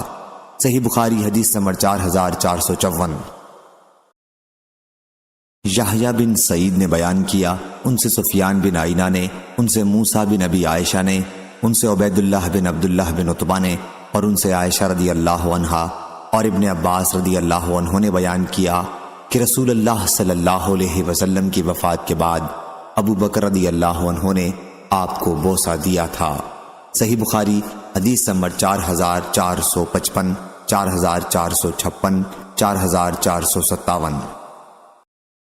یحییٰ بن سعید نے بیان کیا عبداللہ بن ابی شیبہ کی حدیث کی طرح، لیکن انہوں نے اپنی اس روایت میں یہ اضافہ کیا کہ عائشہ رضی اللہ عنہا نے کہا، حضرت صلی اللہ علیہ وسلم کے مرض میں ہم آپ کے منہ میں دوا دینے لگے تو آپ نے اشارے سے دوا دینے سے منع کیا۔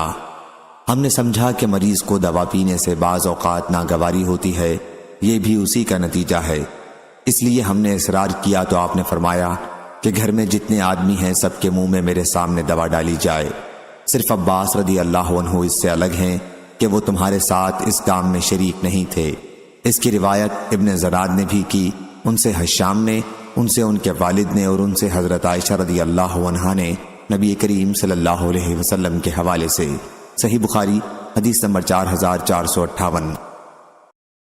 اسود بن یزید نے بیان کیا کہ حضرت عائشہ رضی اللہ عنہا کے سامنے اس کا ذکر آیا کہ نبی کریم صلی اللہ علیہ وسلم نے حضرت علی رضی اللہ عنہ کو کوئی خاص وصیت کی تھی تو انہوں نے بتلایا یہ کون کہتا ہے؟ میں خود نبی کریم صلی اللہ علیہ وسلم کی خدمت میں حاضر تھی، آپ میرے سینے سے ٹیک لگائے ہوئے تھے، آپ نے تشت منگوایا، پھر آپ ایک طرف جھک گئے اور آپ کی وفات ہو گئی۔ اس وقت مجھے کچھ معلوم نہیں، پھر حضرت علی رضی اللہ عنہ کو آپ نے کب وصی بنا دیا۔ صحیح بخاری حدیث نمبر 4459۔ طلحہ بن مصرف نے بیان کیا کہ میں نے عبداللہ بن ابی اوفہ رضی اللہ عنہ سے پوچھا، کیا رسول اللہ صلی اللہ علیہ وسلم نے کسی کو وصی بنایا تھا؟ انہوں نے کہا کہ نہیں۔ میں نے پوچھا کہ لوگوں پر وصیت کرنا کیسے فرض ہے یا وصیت کرنے کا کیسے حکم ہے؟ انہوں نے بتایا کہ آپ نے کتاب اللہ کے مطابق عمل کرتے رہنے کی وصیت کی تھی۔ صحیح بخاری حدیث نمبر 4460۔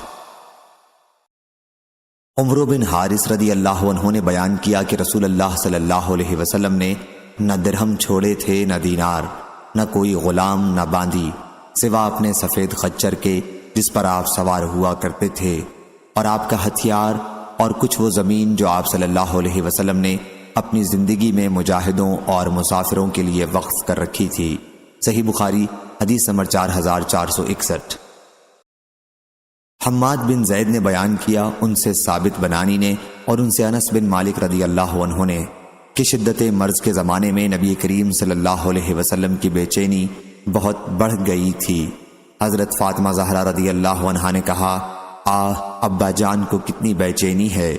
حضور صلی اللہ علیہ وسلم نے اس پر فرمایا، آج کے بعد تمہارے ابا جان کی یہ بے چینی نہیں رہے گی۔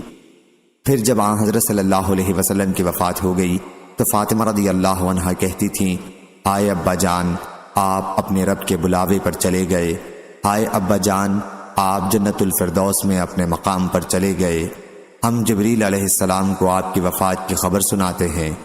پھر جب حضرت صلی اللہ علیہ وسلم دفن کر دیے گئے تو آپ رضی اللہ عنہ نے انس رضی اللہ عنہ سے کہا، انس، تمہارے دل رسول اللہ صلی اللہ علیہ وسلم کے نعش پر مٹی ڈالنے کے لیے کس طرح آمادہ ہو گئے تھے۔ صحیح بخاری حدیث نمبر 4462۔ ظاہری نے بیان کیا، انہیں سعید بن مسیب نے کئی اہل علم کی موجودگی میں خبر دی اور ان سے عائشہ رضی اللہ عنہا نے بیان کیا کہ نبی کریم صلی اللہ علیہ وسلم حالت صحت میں فرمایا کرتے تھے کہ ہر نبی کی روح قبض کرنے سے پہلے انہیں جنت میں ان کی قیام گاہ دکھائی گئی، پھر اختیار دے دیا گیا۔ پھر جب آپ صلی اللہ علیہ وسلم بیمار ہوئے اور آپ کا سر مبارک میری ران پر تھا، اس وقت آپ پر غشی طاری ہو گئی۔ جب ہوش میں آئے تو آپ نے اپنی نظر گھر کی چھت کی طرف اٹھا لی اور فرمایا، اللہم رفیق الاعلیٰ، اے اللہ مجھے اپنی بارگاہ میں انبیاء اور صدیقین سے ملا دے۔ میں اسی وقت سمجھ گئی کہ اب آپ ہمیں پسند نہیں کر سکتے، اور مجھے وہ حدیث یاد آ گئی جو آپ حالت صحت میں ہم سے بیان کیا کرتے تھے۔ عائشہ رضی اللہ عنہا نے بیان کیا کہ آخری کلمہ جو زبان مبارک سے نکلا وہ یہی تھا کہ اللہم رفیق الاعلیٰ۔ صحیح بخاری حدیث نمبر 4463۔ شیبان بن عبد الرحمن نے بیان کیا، ان سے یحییٰ بن ابی کثیر نے، ان سے ابو سلمہ بن عبد الرحمن نے، اور ان سے عائشہ اور ابن عباس رضی اللہ عنہم نے کہ نبی کریم صلی اللہ علیہ وسلم نے بعثت کے بعد مکے میں 10 سال تک قیام کیا، جس میں آپ صلی اللہ علیہ وسلم پر وحی نازل ہوتی رہی، اور مدینے میں بھی 10 سال تک آپ کا قیام رہا۔ صحیح بخاری حدیث نمبر 4464، 4465۔ لیث بن سعد نے بیان کیا، ان سے عقیل نے، ان سے ابن شہاب نے، ان سے عروہ بن زبیر نے، اور ان سے عائشہ رضی اللہ عنہا نے بیان کیا کہ جب رسول اللہ صلی اللہ علیہ وسلم کی وفات ہوئی تو آپ کی عمر 63 سال تھی۔ ابن شہاب نے کہا کہ مجھے سعید بن مسیب نے بھی اسی طرح خبر دی تھی۔ صحیح بخاری حدیث نمبر 4466۔ سفیان ثوری نے بیان کیا، ان سے عامش نے، ان سے ابراہیم نخعی نے، ان سے اسود بن یزید، اور ان سے حضرت عائشہ رضی اللہ عنہا نے بیان کیا کہ جب نبی کریم صلی اللہ علیہ وسلم کی وفات ہوئی تو آپ کی زرہ ایک یہودی کے یہاں 30 ساعت جو کے بدلے میں گروی رکھی ہوئی تھی۔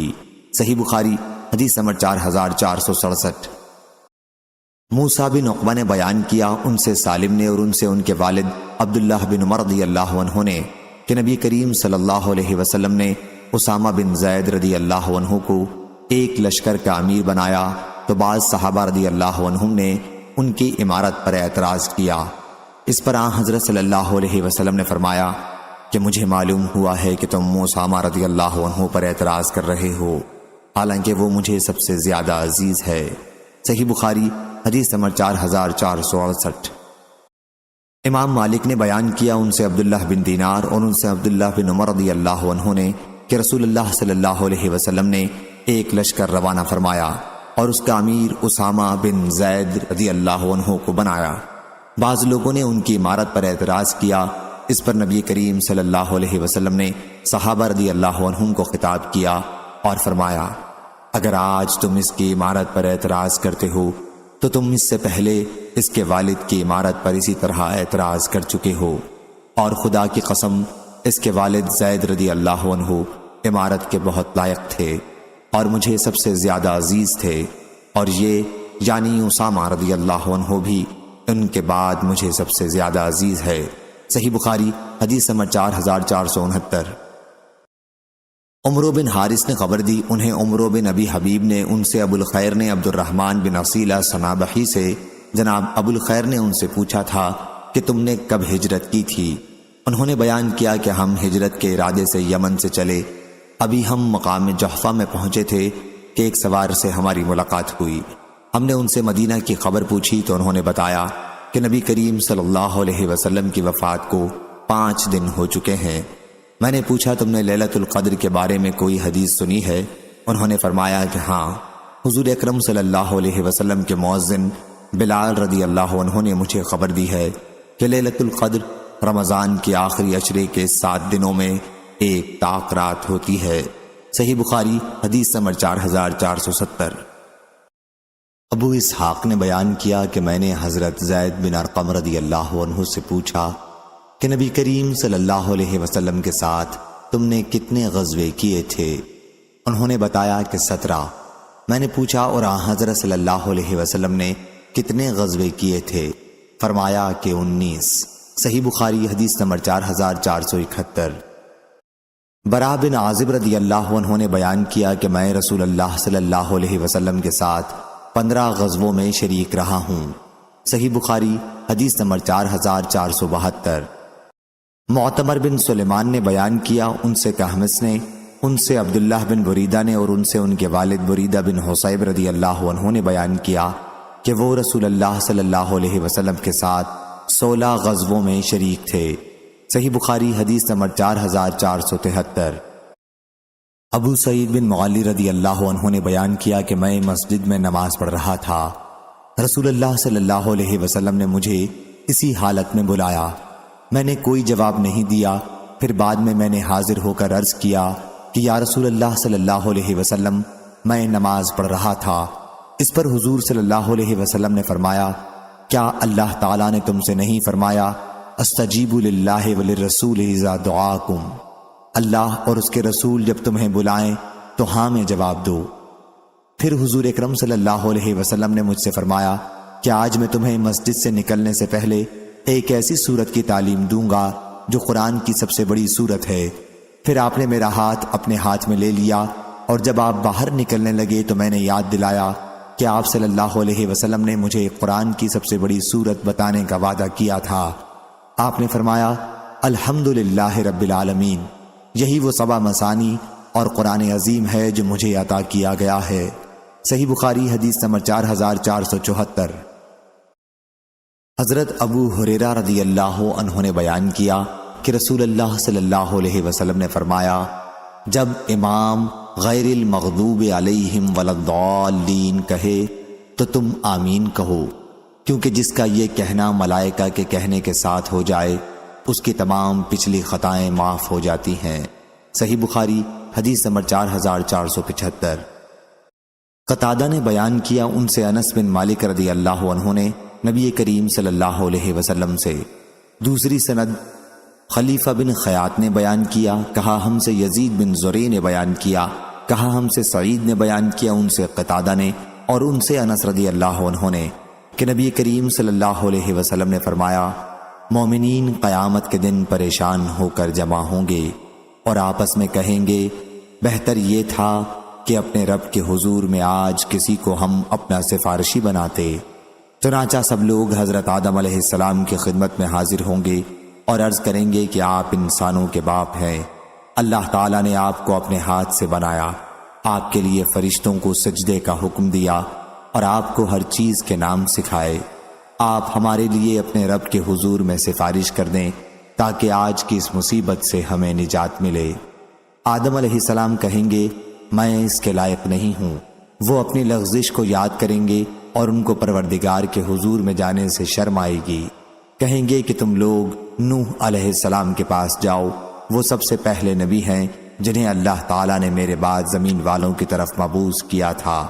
سب لوگ نوح علیہ السلام کی خدمت میں حاضر ہوں گے، وہ بھی کہیں گے کہ میں اس قابل نہیں، اور وہ اپنے رب سے اپنے سوال کو یاد کریں گے جس کے متعلق انہیں کوئی علم نہیں تھا۔ ان کو بھی شرم آئے گی اور کہیں گے کہ اللہ کے خلیل علیہ السلام کے پاس جاؤ۔ لوگ ان کی خدمت میں حاضر ہوں گے، لیکن وہ بھی یہی کہیں گے کہ میں اس قابل نہیں، موسیٰ علیہ السلام کے پاس جاؤ، ان سے اللہ تعالیٰ نے کلام فرمایا تھا اور تورات دی تھی۔ لوگ ان کے پاس آئیں گے، لیکن وہ بھی عذر کر دیں گے کہ مجھ میں اس کی جرت نہیں۔ ان کو بغیر کسی حق کے ایک شخص کو قتل کرنا یاد آ جائے گا اور اپنے رب کے حضور میں جاتے ہوئے شرم دامنگیر ہوگی۔ کہیں گے تم عیسیٰ علیہ السلام کے پاس جاؤ، وہ اللہ کے بندے اور اس کے رسول، اس کا کلمہ اور اس کی روح ہے۔ لیکن عیسیٰ علیہ السلام بھی یہی کہیں گے کہ مجھ میں اس کی ہمت نہیں، تم حضرت محمد صلی اللہ علیہ وسلم کے پاس جاؤ، وہ اللہ کے مقبول بندے ہیں اور اللہ نے ان کے تمام اگلے اور پچھلے گناہ معاف کر دیے ہیں۔ چنانچہ لوگ میرے پاس آئیں گے، میں ان کے ساتھ جاؤں گا اور اپنے رب سے اجازت چاہوں گا، مجھے اجازت مل جائے گی، پھر میں اپنے رب کو دیکھتے ہی سجدے میں گر پڑوں گا، اور جب تک اللہ چاہے گا میں سجدے میں رہوں گا۔ پھر مجھ سے کہا جائے گا اپنا سر اٹھاؤ اور جو چاہو مانگو تمہیں دیا جائے گا، جو چاہو کہو تمہاری بات سنی جائے گی، شفاعت کرو تمہاری شفاعت قبول کی جائے گی۔ میں اپنا سر اٹھاؤں گا اور اللہ کی وہ حمد بیان کروں گا جو مجھے اس کی طرف سے سکھائی گئی ہوگی۔ اس کے بعد شفاعت کروں گا اور میرے لیے ایک حد مقرر کر دی جائے گی، میں انہیں جنت میں داخل کراؤں گا، اور پھر جب واپس آؤں گا تو اپنے رب کو پہلے کی طرح دیکھوں گا اور شفاعت کروں گا۔ اس مرتبہ پھر میرے لیے حد مقرر کر دی جائے گی جنہیں میں جنت میں داخل کراؤں گا۔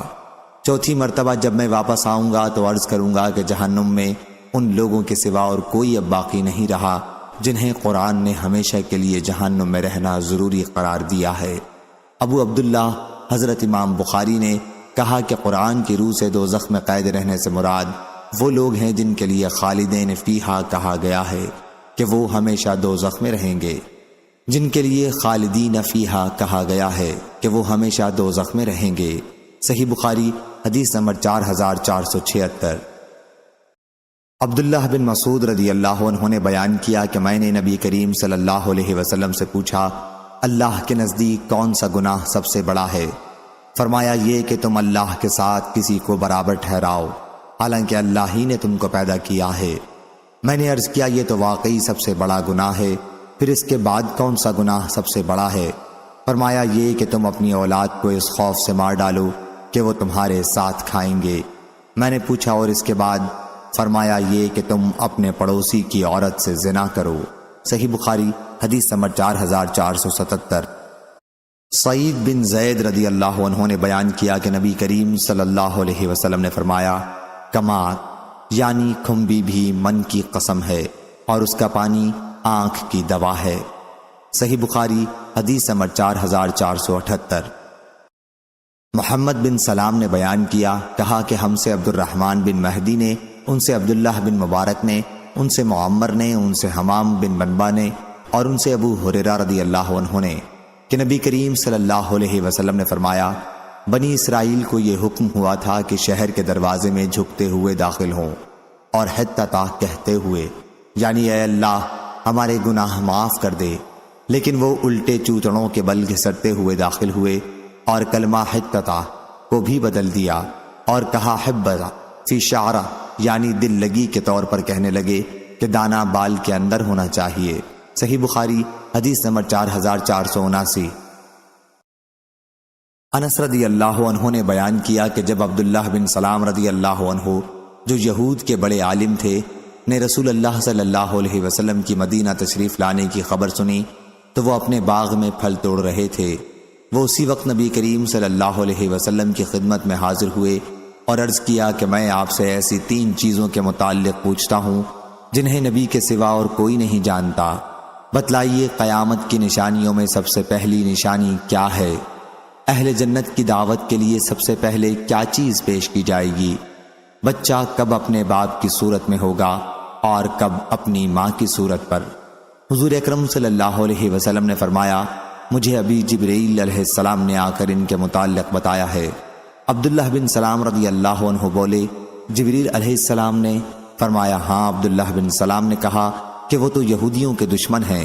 اس پر حضور صلی اللہ علیہ وسلم نے یہ آیت تلاوت کی، من کان عدو لجبریل فإنہ نزلہ علی قلبک، اور ان کے سوالات کے جواب میں فرمایا، قیامت کی سب سے پہلی نشانی ایک آگ ہوگی جو انسانوں کو مشرق سے مغرب کی طرف جمع کر لائے گی۔ اہل جنت کی دعوت میں جو کھانا سب سے پہلے پیش کیا جائے گا وہ مچھلی کے جگر کا بڑھا ہوا حصہ ہوگا، اور جب مرد کا پانی عورت کے پانی پر غلبہ کر جاتا ہے تو بچہ باپ کی شکل پر ہوتا ہے، اور جب عورت کا پانی مرد کے پانی پر غلبہ کر جاتا ہے تو بچہ ماں کی شکل پر ہوتا ہے۔ عبداللہ بن سلام رضی اللہ عنہ بول اٹھے، میں گواہی دیتا ہوں کہ اللہ کے سوا کوئی معبود نہیں، اور گواہی دیتا ہوں کہ آپ اللہ کے رسول ہیں۔ پھر عرض کیا، یا رسول اللہ صلی اللہ علیہ وسلم، یہودی بڑی بہتان باز قوم ہے، اگر اس سے پہلے کہ آپ میرے متعلق ان سے کچھ پوچھیں انہیں میرے اسلام کا پتہ چل گیا تو مجھ پر بہتان تراشیاں شروع کر دیں گے۔ بعد میں جب یہودی آئے تو حضرت صلی اللہ علیہ وسلم نے ان سے دریافت فرمایا، عبداللہ تمہارے یہاں کیسے آدمی سمجھے جاتے ہیں؟ وہ کہنے لگے، ہم میں سب سے بہتر اور ہم میں سب سے بہتر کے بیٹے، ہمارے سردار اور ہمارے سردار کے بیٹے ہیں۔ آپ نے فرمایا، اگر وہ اسلام لے آئیں پھر تمہارا کیا خیال ہوگا؟ کہنے لگے، اللہ تعالیٰ اس سے انہیں پناہ میں رکھے۔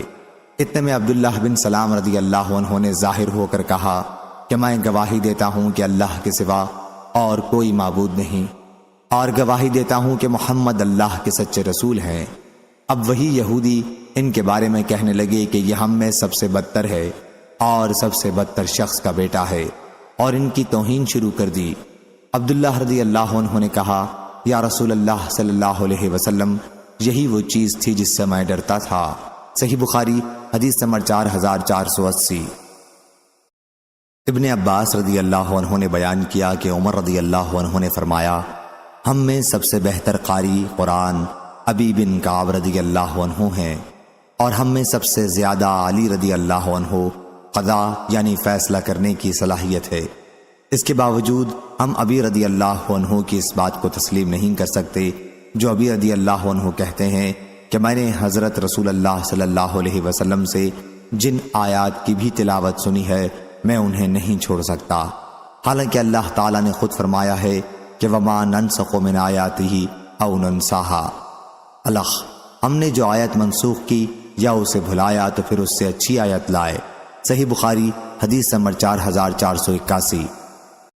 نافع بن جبیر نے بیان کیا اور ان سے ابن عباس رضی اللہ عنہ نے کہ نبی کریم صلی اللہ علیہ وسلم نے فرمایا، اللہ تعالیٰ ارشاد فرماتا ہے، ابن آدم نے مجھے جھٹلایا حالانکہ اس کے لیے یہ مناسب نہیں تھا، اس نے مجھے گالی دی حالانکہ اس کے لیے یہ مناسب نہیں تھا، اس کا مجھے جھٹلانا تو یہ ہے کہ وہ کہتا ہے کہ میں اسے دوبارہ زندہ کرنے پر قادر نہیں ہوں، اور اس کا مجھے گالی دینا یہ ہے کہ میرے لیے اولاد بتاتا ہے، میری ذات اس سے پاک ہے کہ میں اپنے لیے بیوی یا اولاد بناؤں۔ صحیح بخاری حدیث نمبر 4482۔ حضرت انس بن مالک رضی اللہ عنہ نے بیان کیا کہ حضرت عمر رضی اللہ عنہ نے فرمایا، 3 مواقع پر اللہ تعالیٰ کے نازل ہونے والے حکم سے میری رائے نے پہلے ہی موافقت کی، یا میرے رب نے 3 مواقع پر میری رائے کے موافق حکم نازل فرمایا۔ میں نے عرض کیا تھا کہ یا رسول اللہ صلی اللہ علیہ وسلم، کیا اچھا ہوتا کہ آپ مقام ابراہیم کو طواف کے بعد نماز پڑھنے کی جگہ بناتے، تو بعد میں یہی آیت نازل ہوئی۔ اور میں نے عرض کیا تھا کہ یا رسول اللہ صلی اللہ علیہ وسلم، آپ کے گھر میں اچھے اور برے ہر طرح کے لوگ آتے ہیں، کیا اچھا ہوتا کہ آپ امہات المومنین کو پردے کا حکم دیتے۔ اس پر اللہ تعالیٰ نے آیت حجاب پردے کی آیت نازل فرمائی، اور انہوں نے بیان کیا اور مجھے بعض ازواج مطہرات سے نبی کریم صلی اللہ علیہ وسلم کی خفگی کی خبر ملی۔ میں ان کے یہاں گیا اور ان سے کہا کہ تم باز آ جاؤ، ورنہ اللہ تعالیٰ تم سے بہتر بیویاں حضور صلی اللہ علیہ وسلم کے لیے بدل دے گا۔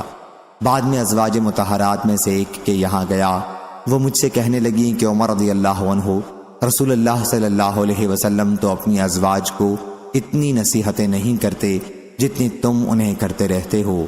آخر اللہ تعالیٰ نے یہ آیت نازل کی، کوئی تعجب نہ ہونا چاہیے اگر اس نبی کا رب تمہیں طلاق دلا دے اور دوسری مسلمان بیویاں تم سے بہتر بدل دے، آخر آیت تک۔ اور ابن مریم نے بیان کیا، انہیں یحییٰ بن ایوب نے خبر دی، ان سے حمید نے بیان کیا اور انہوں نے انس رضی اللہ عنہ سے سنا، انہوں نے عمر رضی اللہ عنہ سے نقل کیا۔ صحیح بخاری حدیث نمبر 4483۔ امام مالک نے بیان کیا، ان سے ابن شہاب نے، ان سے سالم بن عبداللہ نے، اور ان سے نبی کریم صلی اللہ علیہ وسلم کے زوجہ مطہرہ حضرت عائشہ رضی اللہ عنہا نے کہ حضور اکرم صلی اللہ علیہ وسلم نے فرمایا، دیکھتی نہیں ہو کہ جب تمہاری قوم قریش سے کعبے کی تعمیر کی تو ابراہیم علیہ السلام کی بنیادوں سے اسے کم کر دیا۔ میں نے عرض کیا، یا رسول اللہ صلی اللہ علیہ وسلم، پھر آپ ابراہیم علیہ السلام کی بنیادوں کے مطابق پھر سے کعبے کی تعمیر کیوں نہیں کروا دیتے؟ آپ نے فرمایا، اگر تمہاری قوم ابھی نئی کفر سے نکلی نہ ہوتی تو میں ایسا ہی کرتا۔ عبداللہ بن عمر رضی اللہ عنہ نے کہا، جب عائشہ رضی اللہ عنہا نے کہا کہ میں نے یہ حدیث رسول اللہ صلی اللہ علیہ وسلم سے سنی ہے تو میں سمجھتا ہوں کہ حضور صلی اللہ علیہ وسلم نے ان 2 رکنوں کا جو حتیم کے قریب ہیں طواف کے وقت چھونا اس لیے چھوڑا تھا کہ بیت اللہ کی تعمیر ابراہیم علیہ السلام کی بنیاد کے مطابق مکمل نہیں تھی۔ صحیح بخاری حدیث نمبر 4484۔ حضرت ابو ہریرہ رضی اللہ عنہ نے بیان کیا کہ اہل کتاب یہودی تورات کو خود عبرانی زبان میں پڑھتے ہیں، لیکن مسلمانوں کے لیے اس کی تفسیر عربی میں کرتے ہیں۔ اس پر آن حضرت صلی اللہ علیہ وسلم نے فرمایا، تم اہل کتاب کی نہ تصدیق کرو اور نہ تم تکذیب کرو، بلکہ یہ کہا کرو، آمنا باللہ وما انزل علینا، یعنی ہم ایمان لائے اللہ پر اور اس چیز پر جو ہماری طرف نازل کی گئی ہے۔ صحیح بخاری حدیث نمبر 4485۔ ابو نعیم نے بیان کیا، کہا میں نے زہیر سے سنا، انہوں نے ابو اسحاق سے، اور انہوں نے برا بن عازب رضی اللہ عنہ سے، کہ رسول اللہ صلی اللہ علیہ وسلم نے بیت المقدس کی طرف رخ کر کے 16 یا 17 مہینے تک نماز پڑھی، لیکن آپ چاہتے تھے کہ آپ کا قبلہ بیت اللہ کعبہ ہو جائے۔ آخر ایک دن اللہ کے حکم سے آپ نے عصر کی نماز بیت اللہ کی طرف رخ کر کے پڑھی، اور آپ کے ساتھ بہت سے صحابہ رضی اللہ عنہم نے بھی پڑھی۔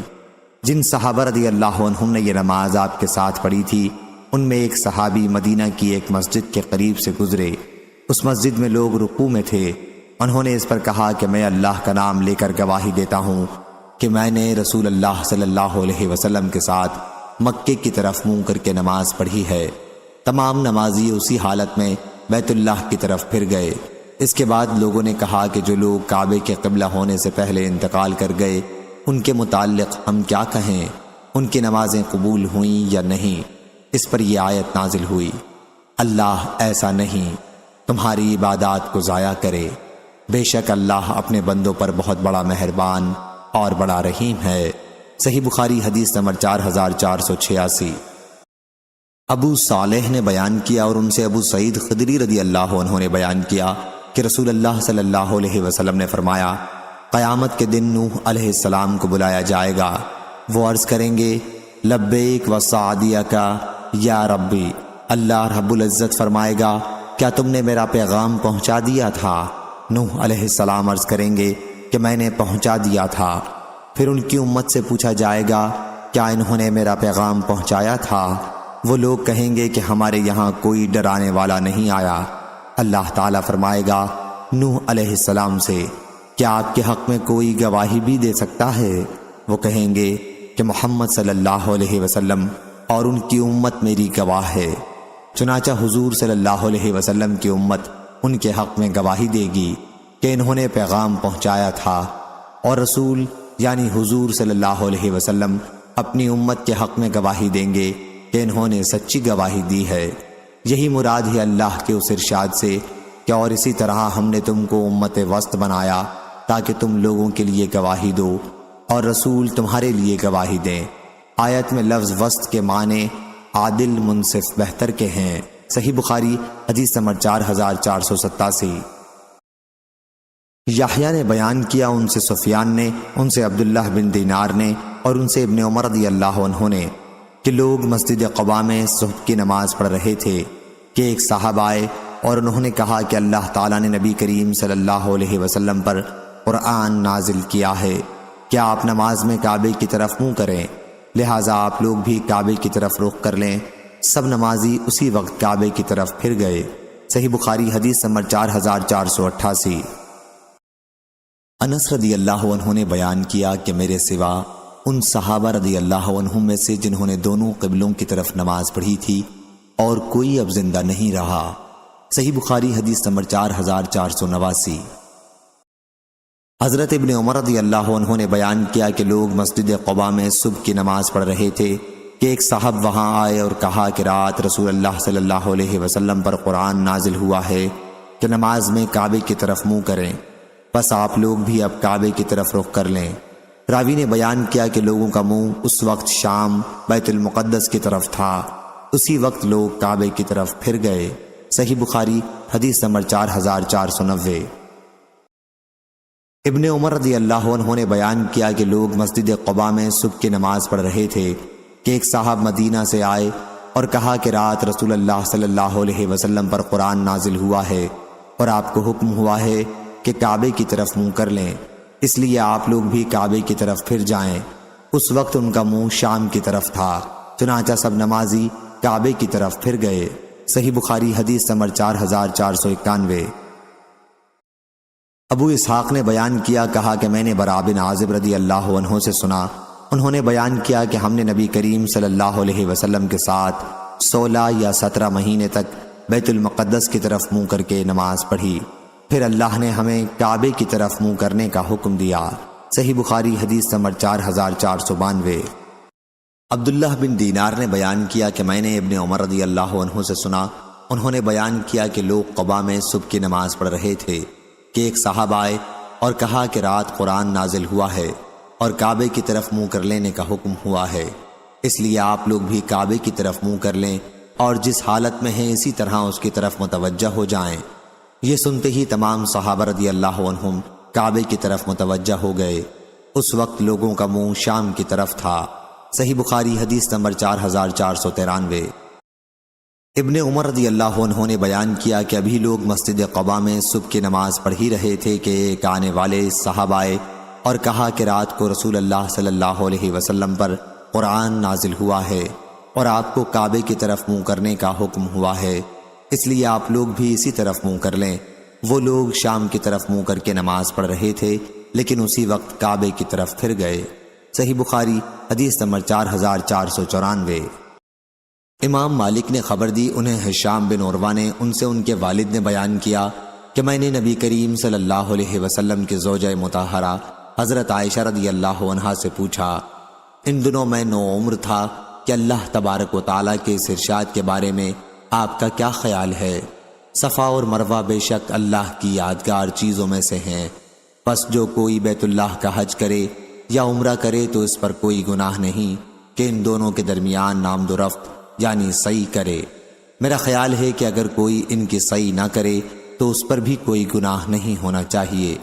حضرت عائشہ رضی اللہ عنہا نے کہا کہ ہرگز نہیں، جیسا کہ تمہارا خیال ہے، اگر مسئلہ یہی ہوتا تو پھر واقعی ان کے سعی نہ کرنے میں کوئی گناہ نہ تھا، لیکن یہ آیت انصار کے بارے میں نازل ہوئی تھی۔ اسلام سے پہلے انصار منات بت کے نام سے احرام باندھتے تھے۔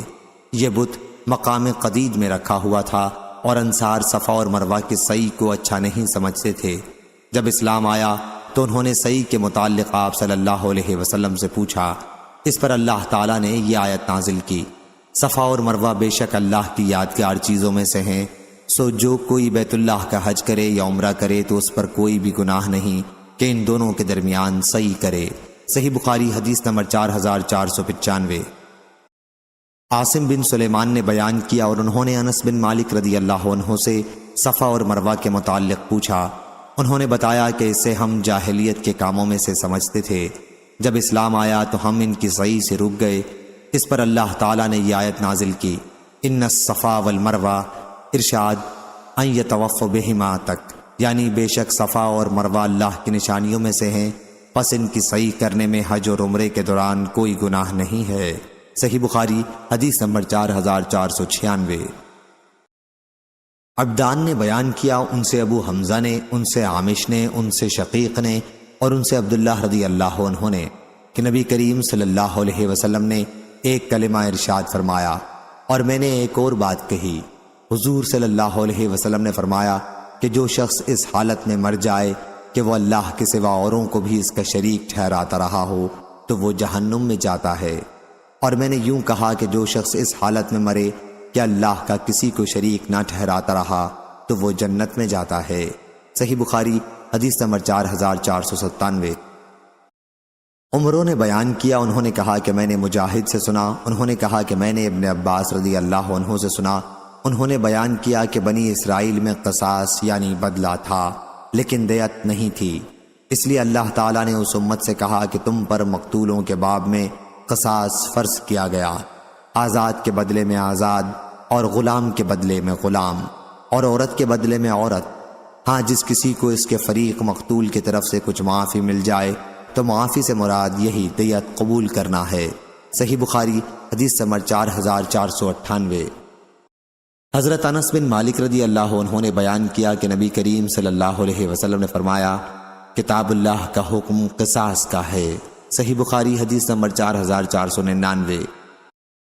حمید نے بیان کیا اور ان سے حضرت انس رضی اللہ عنہ نے کہ میری پھپھی ربی نے ایک لڑکی کے دانت توڑ دیے، پھر اس لڑکی سے لوگوں نے معافی کی درخواست کی لیکن اس لڑکی کے قبیلے والے معافی دینے کو تیار نہیں ہوئے اور رسول کریم صلی اللہ علیہ وسلم کی خدمت میں حاضر ہوئے اور قصاص کے سوا اور کسی چیز پر راضی نہیں تھے، چنانچہ آپ نے قصاص کا حکم دے دیا۔